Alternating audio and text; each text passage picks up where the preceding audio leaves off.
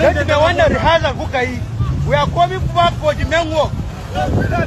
President Tinubu, you have to revise your policies. If not, they are going to destroy the nation. It will also destroy the government. Controversial Islamic cleric Sheikh Ahmad Gumi has accused some Christian groups in Nigeria's Middle Belt of staging fake mass killings to fabricate a genocide narrative in a statement shared on his verified Facebook page. The blood of my people, and they are saying the corpses inside are empty. God of vengeance, where are you? Arise. Is not fair to the Christians of northern Nigeria, neither is it fair to the victims and their families. Because some of us who are talking today, we've been around and we have buried many in numbers. We are in the middle of a war. The Fulanis have levied war on every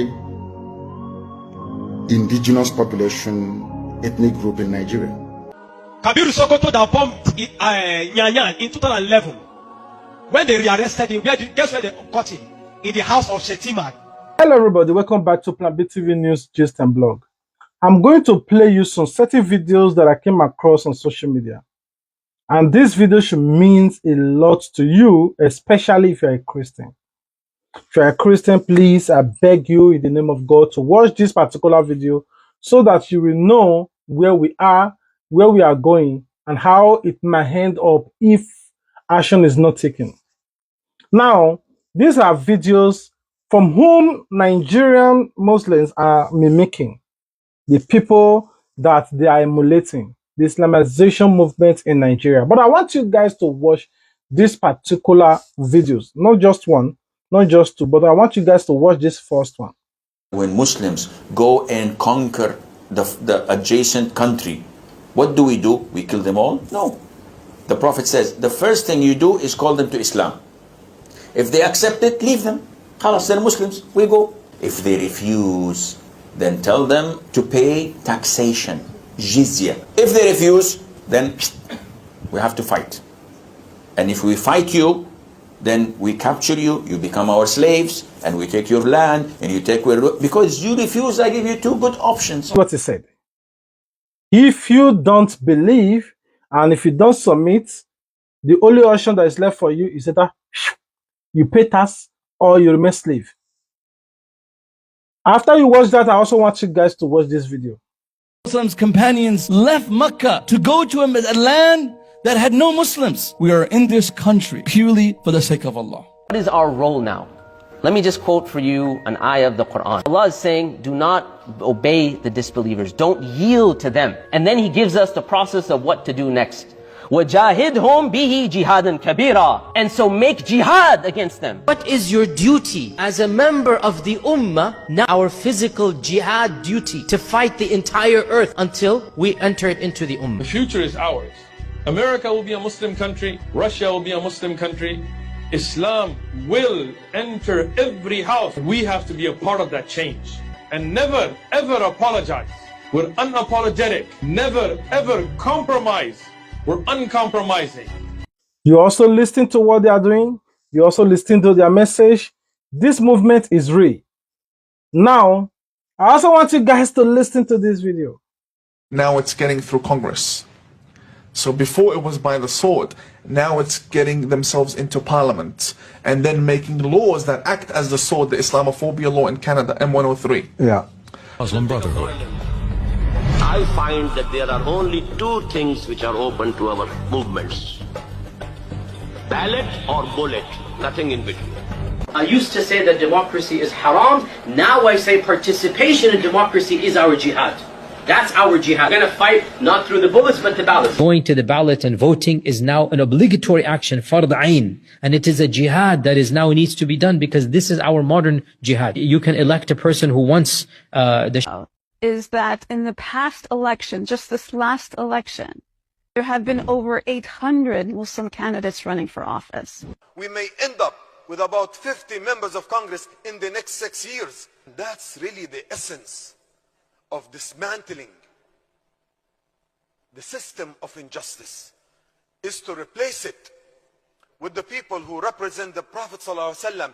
Now, this movement is so real, and there is no way out for us anymore. I'm not against them doing whatever they are doing, but I'm against the Christian not doing what they ought to be doing. But how many of you remember Nnamdi Kanu? Nnamdi Kanu, whatever he was saying then, and this is the moment all of you should think that, now I know why they hold him out there, captive, that they don't want him to be released. But I want you guys to listen to the message he was sending year 2020, 2019, and all the things he was trying to warn Nigeria against that is before then now. I want you guys to watch it. Nigeria bribes every ambassador that comes to Nigeria. They give you loads of money, so you will never report what is happening in Nigeria. You don't know that. Your diplomats presiding over the slaughter of the innocent. You cannot speak the truth. We are in the middle of a war. The Fulanis have levied war on every indigenous population, ethnic group in Nigeria. All of you can see it. And that is why people are dying in Nigeria. Nigeria is the only place in turmoil, not making it onto the front pages of newspapers all over the world. Nobody talks about it because they are all compromised. They've been bribed. Remember, the Northerners in Nigeria are so powerful. They controls anything you could ever imagine. Anything, the judicial, the armed forces, the Senate, the rep, the Aso Rock or the states, any way you could ever imagine, they controls it. They are the ones that hold Nnamdi Kanu captive. Some of the people in Southeast, like Igboeke, all those people felt like, oh, it's because of what Nnamdi Kanu said. Nnamdi Kanu should remain there, but they don't know what is going on. The only people they believe that could stop their movements is who they are targeting. That is why when a bandit do something, they can give them amnesty. Either amnesty, clemency, presidential pardon, or peace deal.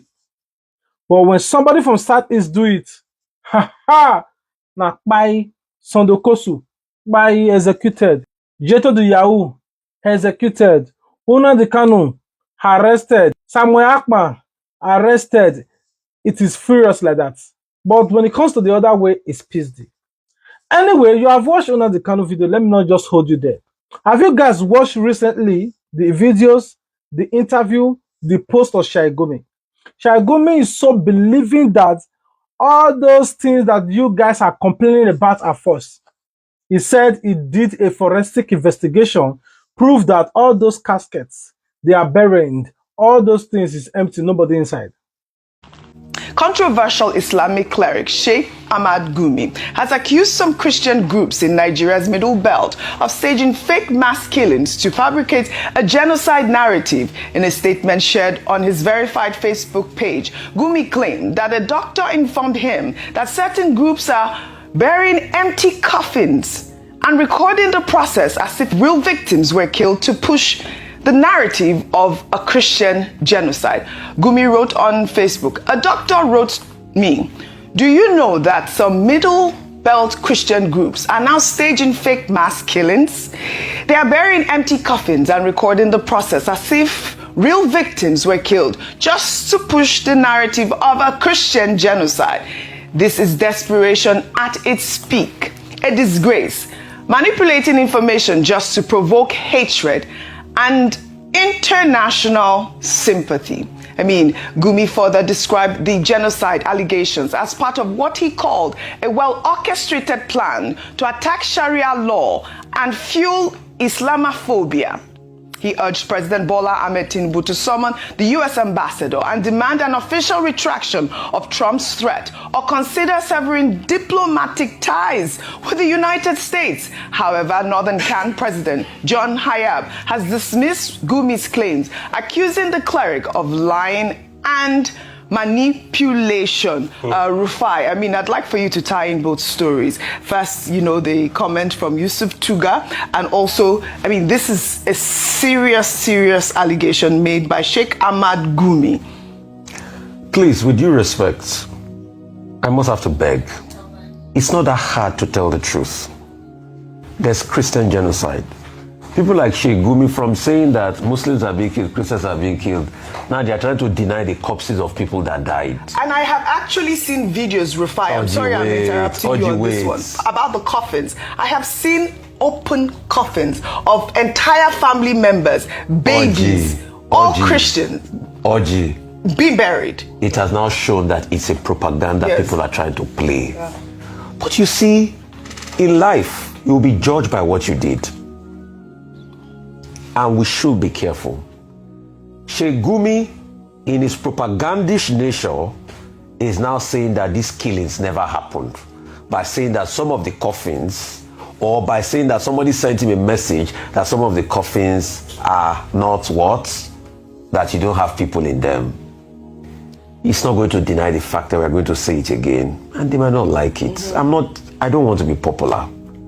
I want to stand in justice at all times. There's Christian genocide in Nigeria, and please, let's find a way to solve it. Let's not do this propaganda. Let's not pitch people against each other. And let's not deny the killings and the pains of Christians. We have to say things the way they are so that the government will solve this problem.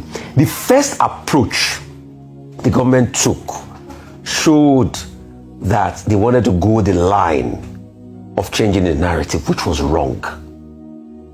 Nobody's saying anything to spite anybody.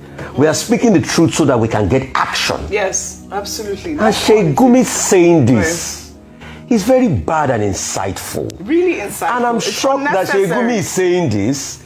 Nobody's talking back at him. Really? Government is not saying anything. We are just looking. All right. It's not fair. This is unfair, Dr. Bati, really unfair. I mean, I'd like to emphasize the point again that Professor Wole Soyinka made. You weren't here when we took the story where he talked about the fact that the people that are killing the Christians are Islamist extremists. They are not the regular Muslims, they are jihadists. And we have heard this over and over again. Unfortunately, I can't take your comment. I'd like to take this story so we can take our milestone as well. But we'll continue to follow up on the story, and we would expect some more sympathy from the federal government of Nigeria regarding this very, very sensitive issue. And this thing pains Pastor Ezekiel.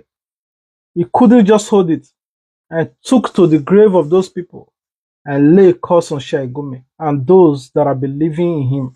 And I want you guys to watch this video. In the blood of my people, and they're saying the cups inside are empty. God of vengeance, where are you? Arise. Where are you? Arise.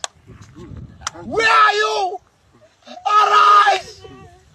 These are not empty cross here. Cups. My people are inside this grave. Just keep quiet.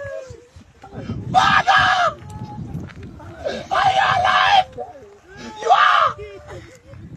The blood of people that have been left in this village.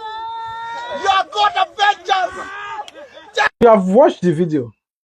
If you are watching Sheikh Gumi video recently, you will know that this man really did not want banditry to end. He just wanted to continue, and he wants it like they should just execute all the Christians. That is what he wants.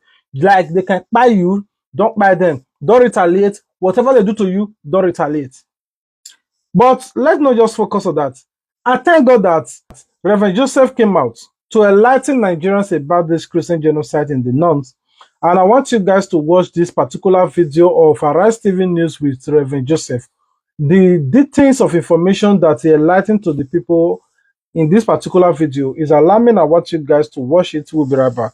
Let me go straight to your question. Can I consider what has been happening as genocide against Christians? And my straightforward answer is yes. Y-E-S, yes. Because these things have been there. But let me quickly put this picture.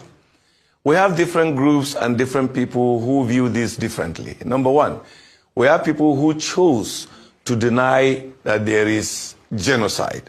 In their own thinking, there's no Christian persecution even in northern Nigeria.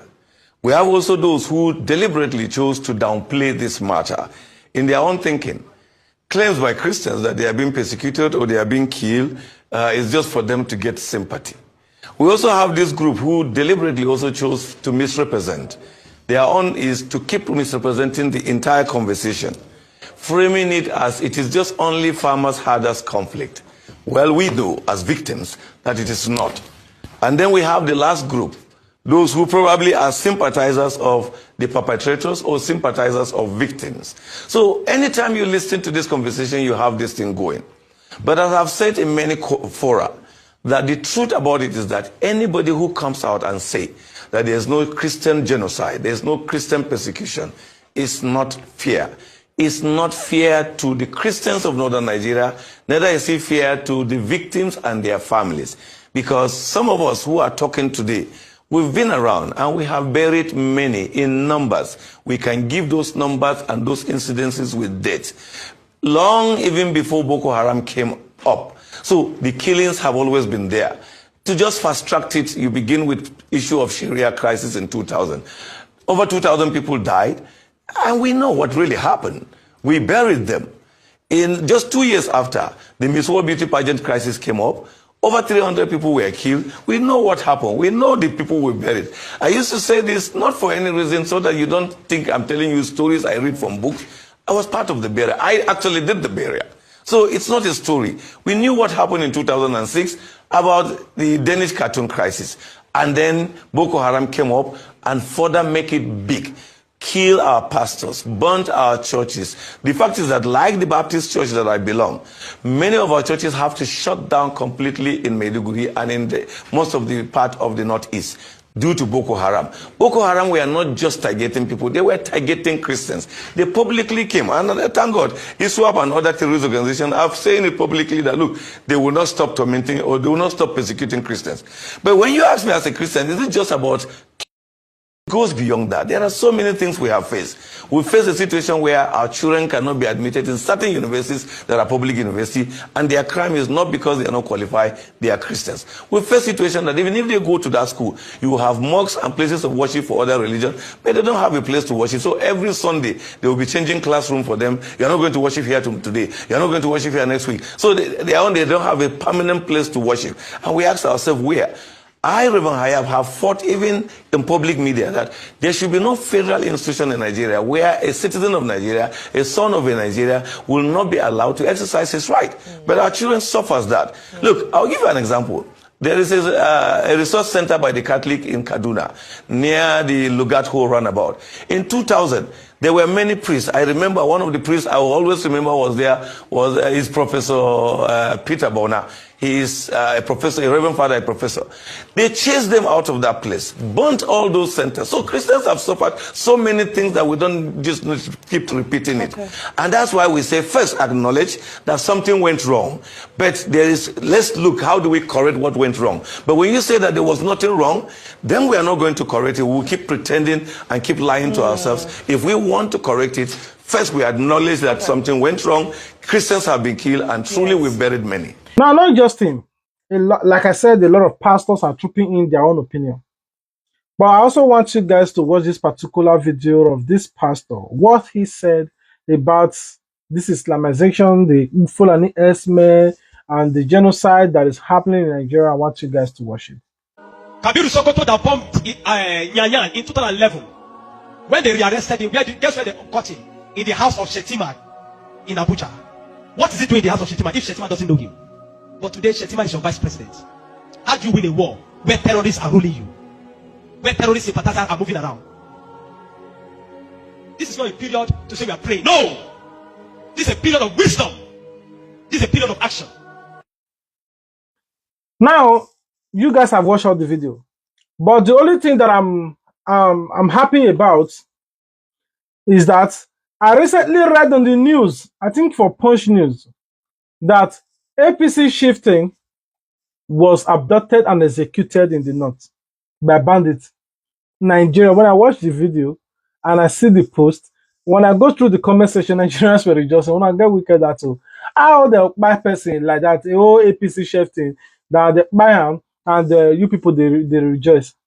Some people say, why the man don't shout, I'm an APC shifting. No, don't touch me. Maybe they would have released him because now they sponsor the bandits. Now, the thing is beginning to grow gradually to the high level.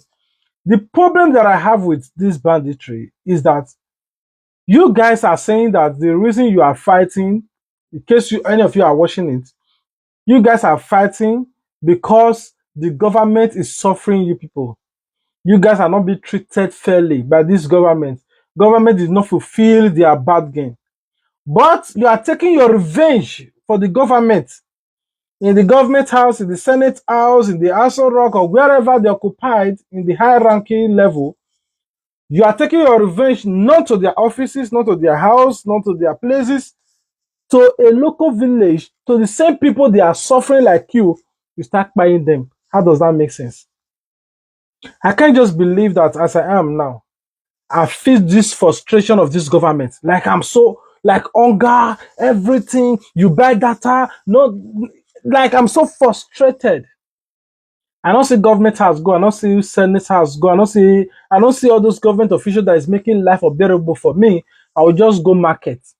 Where people that are poor, like my mothers and my family are, I will not buy innocent poor people to provoke or to make government believe that I'm angry. It's just like, for example, now, another person is angry. Now, you Fulani men that are feeling like, okay, you are moving, that the reason you are doing all of this is not Islamization, is not because of genocide, that it's just like you are frustrated of this bad government. How would normal people now just sit down? You have your children, you have your wife, you know, in your whole house. Like, I'm so angry the way this government is treating me. I will just come to your house and finish your family. Finish everybody like this. After I finish them now, maybe they ask me, I say, because I'm angry. I don't like what government is doing to me. But these innocent people that you are taking now, is any of them related to this government? No. Do you even think that this government cares? No. It's only when it affects them. Why not take your frustration in your large numbers and go to the Senate house on Senate Day? Occupy everywhere. Do what you must do. Or if you're so frustrated, go to your state governor house, occupy it. What you must do. Why must it be innocent people that are feeling the same pain, the burden of this government? Why must it be them being your victim to send strong message to the government? You kidnap poor person demanding money. You said you are frustrated. The same frustration, you are so frustrated you have money to buy a weapon, but these people don't even have money to feed. The other day, I saw a post that your vice president Shetima is telling people abroad they should come back to come and invest in Nigeria. Where would you invest on? Are you going to invest Shawata village, be just all those places that they are buying people in Zamfara, Kano, Kaduna, all those places you could ever imagine? Now you want to come and invest so that they will buy you. Or you want them to come and invest so that you will increase tax on their life, or you want them to come and invest in Lagos so that you demolish their building and claim it because they did not support APC. Just like Nigeria is nothing to write home about. Now look at our army. Our army will just eat belly full now, go put fire for bush, they say the bomb Fulani house. You'll be seeing picture from the sky and say we capture over 50,000 of Fulani, yet you will not see video. It also pains me that if really you want people this banditry to stop, why even arresting bandits? Why not execute them? Because if they catch you, they know they arrest you, now they execute you now. Whoever is ordering that order should be ashamed. It should be an eye for eye. Why are you arresting them so that you can rehabilitate them and call them repeated bandits and put them in the military? Why are you arresting these people? We are supposed to see nothing less than over 100,000 mass burial. Anyway, I rest my case. We are still waiting for Donald Trump. Please, so come and help us. We are not saying you should take over Nigeria like the way they're making it to feel. We are saying, come and help us. We are helpless in this country. Banditry started under the watch of APC because they were the one that brought them in. It was 1992-93 in Kaduna. A riot broke out which they call the Zango Kataf riot. I was a young boy, very, very young then. And people were killed in scores. If you are not an Afsa person practicing Muslim in Islam, they were killed. Especially if you are from the southern part of Kaduna, the tribes from the southern part of Kaduna, they were massacred. It was called the Zango Kataf riot. And if the next thing they do is to burn churches, kill Christians, and then if they are done with that, then they focus on businesses that is for Igbo people, Igbo-owned businesses, and they destroyed it. I grew up knowing that Christians are an endangered species in Nigeria. In the year 2000, When the Sharia riots, how many of you have heard of the Sharia riot? Hundreds of thousands of people were killed in Kaduna. I can remember vividly that we had to defend our house from people. They brought some Fulani boys and they faced our house. They were shooting arrows.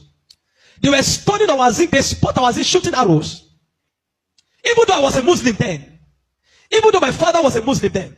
But because majority of the people in our compound were Christians, so they were willing to destroy every one of us because we were living with Christians. I can remember a particular church in Mando, for those that know Mando, in Kaduna, called Chapel of Redemption. That church was destroyed. And so from that time, anytime there's a little hanky-panky in Nigeria, the first target is churches and Christians. And this has prevailed for a long time. That even if there's a problem with in another country, the Muslim and the Hausas in Nigeria will rise up and begin to kill Christians. How many of you remember the Miss World crisis in 2002, 2001, 2002? That somebody drew a picture of Muhammad or something in France.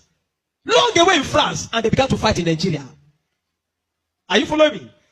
Christians are an endangered species. Now let me give you, and that's how it has continued.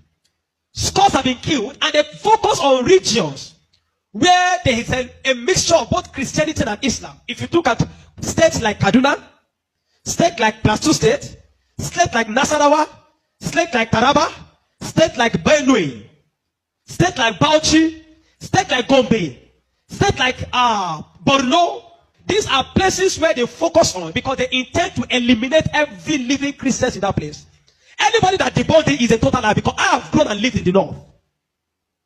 I've spent 80 to 80% of my life in the north, so I understand this thing. Several times, I cannot forget the Sharia riot. We were running for our lives. Even though we were Muslims, but we were still running because as far as you are not of that ethnic group, practicing what they practice, you are a victim. You can be burned alive. Many of us saw human beings that were burned alive, like roasted like yam.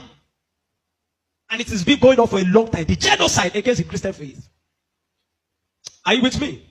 Many years ago, in Kano State, a man was beheaded. And anything they talk about there, he said blasphemy. And guess who was the person that led it? The man called Sanusi, Lamido Sanusi, was the one that led him up. And they beheaded him, they killed the Igbo man. They killed him and they put his head on the stake and they were using it to parade the city. You understand of a woman also that is an evangelist. Evangelist Eunice that was preaching about 2016 or 18 in Abuja. And they killed her. We cannot talk about a young girl called Deborah Samuel that was killed. I schooled in Jos, and for years, the people of Plateau have been massacred. Riot breaking out every single time. The world that the moment anything happens, the next people that are victims are Christians. And it is unfortunate that all these years the government have not been able to do anything about it. But the agenda is deep. Are you with me this morning? Why I'm explaining? Because I don't want us to be an ignorant people. If we're ignorant people, they will control the narrative. And these days, let me tell you this truth. God will not come and fight for you. Remove that thing from your mind. If Christians don't rise up, pray from that to tomorrow. God is not coming to fight for you. Are you with me? Now, in the year 2009, Boko Haram started. Boko Haram started because of a section. It was a political movement.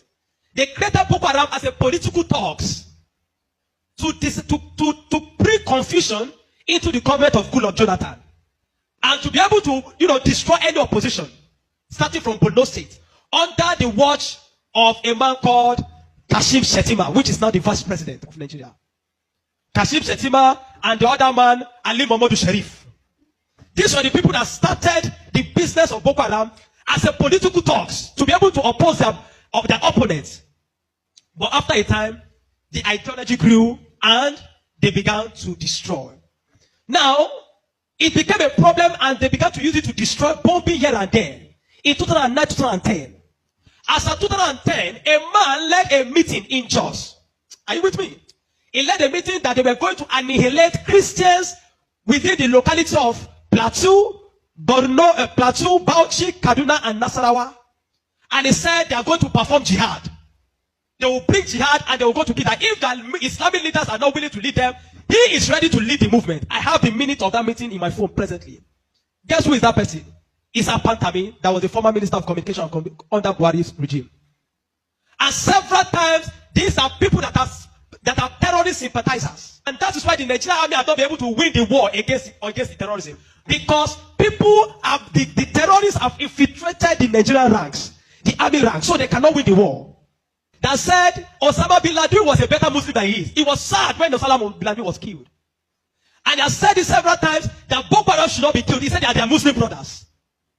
How do you win a war against terrorism where there are people high in government that are sympathizing to terrorism? How do you win that war?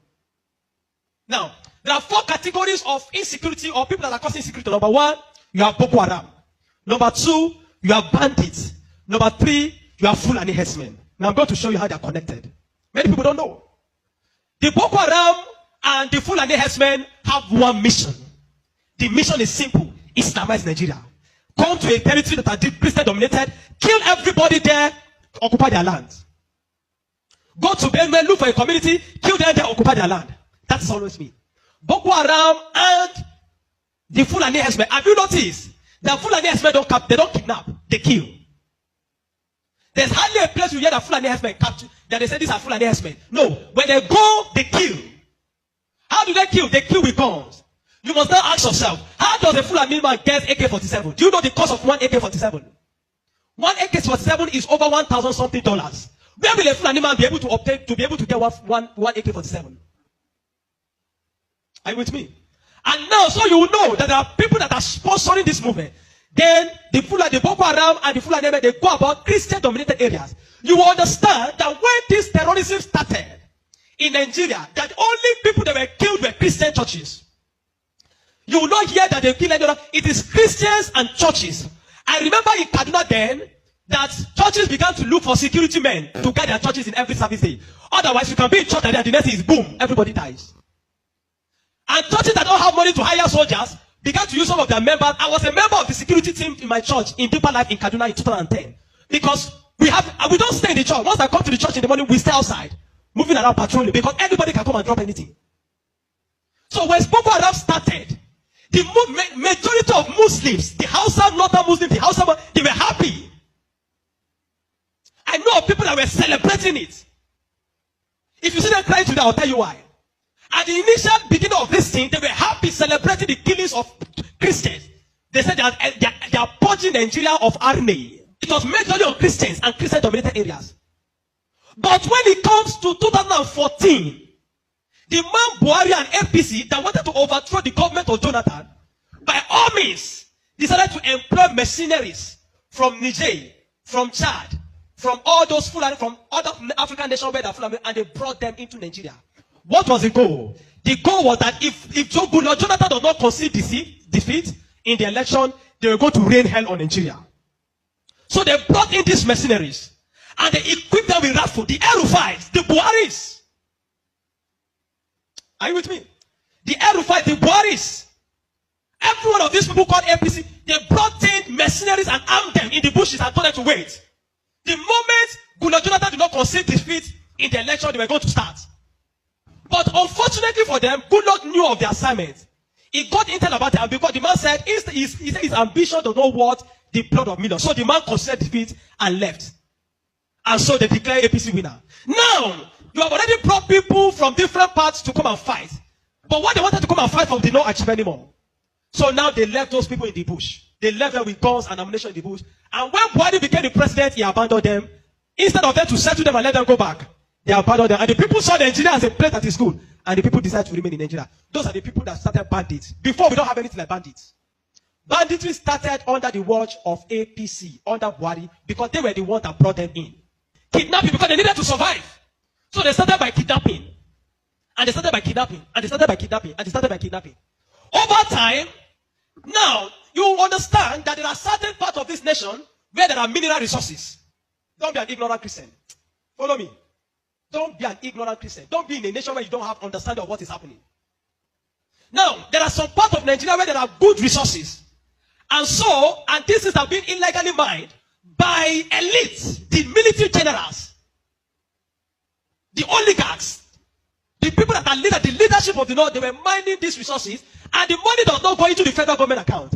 So what they do is that they employ the services of this banditry to create two things. Number one, to create diversion. So when you go to Zamfara, that's why you hear that they say there is killing in Zamfara now. It's because of the Ilema gold mine. There is gold in Zamfara that they are mining. And so these bandits that are already in the bush, some people collaborate with them, partnered with them, and told them to keep creating confusion, create chaos. When you keep creating chaos, the Nigerian state and the people of Nigeria will not be able to focus on the illegal mining. They'll be concerned about the insecurity. So the insecurity is created as a means of diversion in the north. Are you following me? It is created as a means of diverting the attention of the military and the Nigerian populace from being able to focus on the illegal mining of resources. And any part of the north where there is resources, you find out an insecurity there. Recently, it has started in Kwara because there is a great amount of lithium in Kwara too that they have discovered and they are mining. So they partner with the Chinese because the people that do this illegal mining are the Chinese. They partner with the Chinese to be able to. So the bandits became the security men of Chinese and all those people to protect them, so that while they are mining, they can begin to cause chaos because